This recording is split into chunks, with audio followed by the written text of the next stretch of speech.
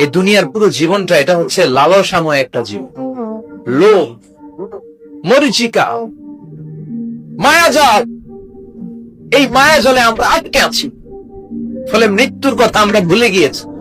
পাগলের মতো ছুটছি, আরো টাকা লাগবে, আরো খ্যাতি লাগবে, আরো যশ লাগবে, আরো দাপট লাগবে। আমার এত টাকা দিয়ে কি হবে? এত সম্পদ দিয়ে কি হবে?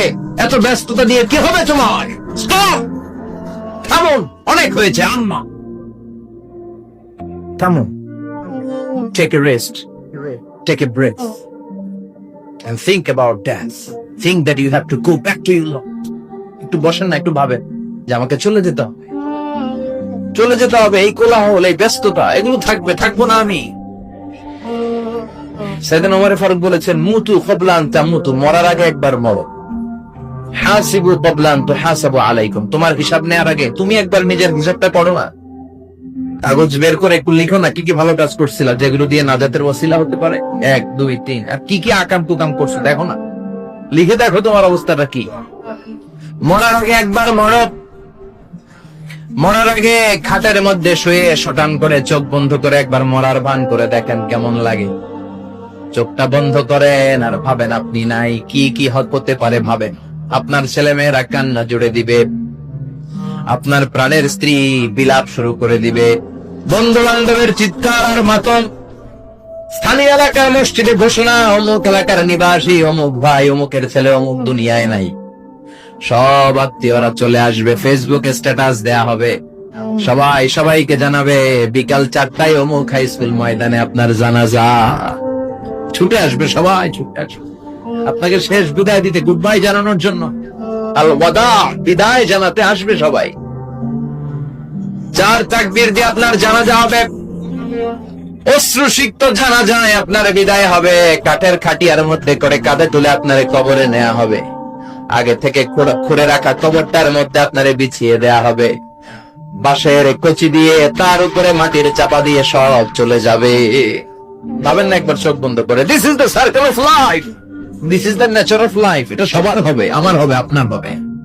এত মায়া, এত ভালোবাসা কই যাবে? কেউ থাকবে, সবাই আপনার অন্ধকার কবরে রেখে দিয়ে চলে আসে। উপরে বাঁশের কঞ্চি, তার উপরে মাটির চাপা, অন্ধকার আর অন্ধকার। এই অন্ধকার যেন শেষ হতে চায় না, শুধুই অন্ধকার, ঠিক কিনা?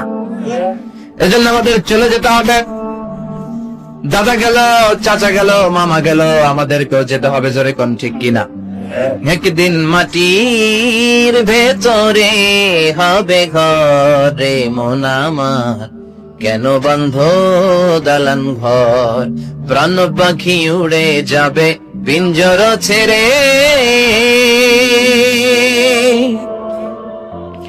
ধরা ধামে সবই রবে, তুমি যাবে চলে, বন্ধু বান্ধব যত, মাতা পিতা দ্বারা সুত, সবই হবে তোমার পরে মন আমার, কেন বন্ধ দালান ঘর, একদিন মাটির ভেতরে হবে ঘরে মন আমার, কেন বন্ধ দালান ঘর, ঠিক না?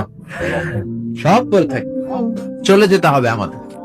এজন্য আখিরাতের কথা যেন আমাদের স্মরণ হয়। বিশ্বনবী বলতেন, নাহাইতুকুমান জিয়ারাতিল কুবুর, আমি তোমাদেরকে কবর জিয়ারত করতে আগে নিষেধ করতাম, কিন্তু এখন নিষেধাজ্ঞা প্রত্যাহার করে নিলাম। এখন সব সময় তোমরা কবরের সামনে যাবা আর জিয়ারত করবা। কবরস্থানে জানতো বড় কৃষ্ণপুরের এই গ্রামের কবরস্থান আছে কোন দিকে? পূর্ব দিকে আছে, গোপাল জলের ওদিকে। জান আপনারা? একটু যাবেন, একটু গেলে আখিরাতের কথাটা স্মরণ হবে। ওখানে ছোট শিশুরা শুয়ে আছে, কিশোর যুবকরা আছে, আপনার মতো তাগড়া যুবক মুরব্বীরা আছে। এরা এই এলাকায় থাকতো, এরা আকাশ থেকে নেমে আসে না, এই এলাকার সন্তান আজ নাই। একটা সার্টেন পিরিয়ড শেষে আপনিও থাকবেন না। This is the nature of life, this is the circle of life. ছোট্ট শিশু হয়ে এসেছিলেন, শৈশব, কৈশোর, যৌবন, প্রৌঢ়ত্ব। আগে ছিলেন সিঙ্গেল, বিয়ে করে হয়ে গেলেন ডবল। এরপরে আল্লাহ আপনাকে একটা মেয়ে দিল, এরপরে মেয়েকে বিয়ে দিয়ে শ্বশুর হলেন, এরপরে ওই মেয়ের ঘরে সন্তান হতে নানা হলেন। আর কতদিন? অনেক দিন হলো তো, অনেক লম্বা সময় পেয়েছেন আপনি। Think about that. এবার যাওয়ার কথা ভাবেন, আখিরাতের সামানের কথা ভাবেন, ফিরে যেতে হবে। কি শক্তিশালী যুবক, বার্ধক্য চলে আসলে লাঠি ছাড়া চলতে পারে না। কুচকুচে কালো দাড়ি সাদা হয়ে যায়, দাড়ির শুভ্রতা, বয়সের ভার, রং ধরা যৌবন জং ধরে শেষ, ঠিক না? This is the circle of life. যুবক ভাই, এটাই জীবন, চলে যেতে হবে, কেউ থাকতে পারবে না, ঠিক কিনা? এটা রিমাইন্ডার আল্লাহ এই সূরার ভিতরে দিয়েছেন যে তোমাদেরকে ফিরে যেতে হবে, এই লোভ লালসা ছেড়ে দাও। রব্বুল আলামিন বলেন, আল্লাকুমুত তাকাসুর হাত্তা যুরতুমুল মাকাবির। ও গোলাম, দুনিয়ার সম্পদ, লোভ লালসা তোদেরকে পাগল বানিয়ে দিয়েছে। এই লোভ পাগলামি কোনদিন তোদের থামবে না যতদিন না তোরা কবরে ঢুকবি, ঠিক কিনা? কার কথা? আল্লাহ বললেন, দুনিয়ার সম্পদ আর লোভ আর মোহে তোমরা গাফেল হয়ে গিয়েছো। আখিরাতের কথা বেমালুম তোমরা ভুলে গিয়েছো, কিন্তু আখিরাতে তোমাদের যেতেই হবে, কবরের বাড়িতে তোমাদের ঢুকতেই হবে, ঠিক কিনা? যেতেই হবে, আমরা ভুলে যাই। আলহাকুমুত তাকাসুর, অতিরিক্ত পাওয়ার লোভ, বেশি বেশি খাওয়ার লোভ, বেশি বেশি জমানোর লোভ মানুষকে গাফেল বানিয়ে দিয়েছে।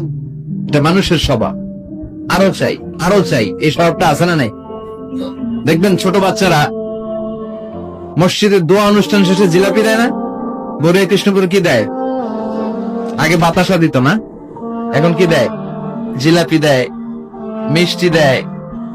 তো মসজিদের 2-3 গেট থেকে যদি দেয়, ছোট বাচ্চারা দেখবেন এদিক দিয়ে কয়েকটা নিয়ে আবার ওই গেটে লাইন ধর। ওর হাত হলো ছোট হাত, ওর হাত ভর্তি জিলাপি, আর নেওয়ার জায়গা না, এরপর আরেক জায়গায় লাইন ধরছে। আরো লাগবে, আরো লাগবে, এই আরো আরো আরো চাই, এই স্বভাবটাই মানুষকে কুড়ে কুড়ে শেষ করে দিয়েছে। এত লাগবে কেন? তো চাহিদার কোনো শেষ নাই, unlimited demand of human being. যার আছে বেশি তার চাই বেশি, যার সাইকেল আছে তার হোন্ডা চাই, হোন্ডা আছে তো প্রাইভেট কার চাই, প্রাইভেট কার আছে তো প্লেন চাই, প্লেন আছে তো হেলিকপ্টার চাই, হেলিকপ্টার আছে তো ওইটা চাই, ওইটা আছে তো সেটা চাই, ঠিক কিনা?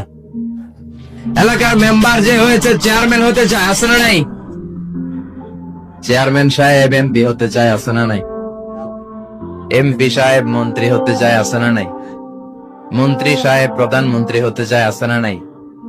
কিন্তু এই দেশে সুযোগ নাই। কথা কন, এই দেশে প্রধানমন্ত্রী সিলেক্টেড, 2-3 জনের বাইরে কেউ প্রধানমন্ত্রী হতে পারবি না, ঠিক কিনা? আমার এই জীবনে তো আমি 2-3 জনই দেখলাম। বেগম খালেদা জিয়া, মাননীয় প্রধানমন্ত্রী শেখ হাসিনা ছোট্টবেলা দেখেছি এর সাথে, আমরা তখন ছোট। তো মানুষের চাহিদার কোনো শেষ নাই, যার আছে বেশি তার চাই বেশি। এজন্য বিষ্ণু বলেছেন, উনজুরু ইলা মান হুয়া আসফালা মিন, তোমার চেয়ে যে খারাপ আছে ওর দিকে তাকাও। ওয়ালা তানজুর মান হুয়া আ'লা মিন, তোমার চেয়ে যে ভালো আছে ওর দিকে তাকাও না, তোমার চেয়ে যে খারাপ অবস্থানে আছে ওর দিকে তাকাও। অনেকে নিজের অবস্থান নিয়ে সুখী না, এরকম আছে না নাই? আল্লাহ আমার এটা দিল না রে, ওইটা দিল না রে, পাইলাম না রে, কিচ্ছু হয় না, কি করবো জীবনে, হতাশ। আসলে আছে কিন্তু অনেক, কিন্তু শুকরিয়া নাই, টাকা, ঠিক কিনা? নিজের অবস্থান নিয়ে সুখী না, কিন্তু অনেক লোক আছে তারা আপনার অবস্থানে পৌঁছতে চায়। তাদের দিকে তাকিয়ে দেখেন, আপনি যে অবস্থানে আছেন এই অবস্থানে পৌঁছাটা অনেকের কাছে স্বপ্ন। তারা প্রতিনিয়ত সংগ্রাম আর স্ট্রাগল করে যাচ্ছে আপনার অবস্থানে পৌঁছতে, আর আপনি এটা নিয়ে সন্তুষ্ট না। শেখ সাদির নাম শুনেছেন? বালাগাল উলা কাশাফাত দুজা, এই কবিতাটার রচয়িতা, ইরানের বিখ্যাত এক কবি। উনি একবার আর্থিক সমস্যার মধ্যে দিয়ে সময় কাটাচ্ছেন, টাকা নাই, পয়সা নাই, পায়ে দেওয়ার মতো জুতা নাই।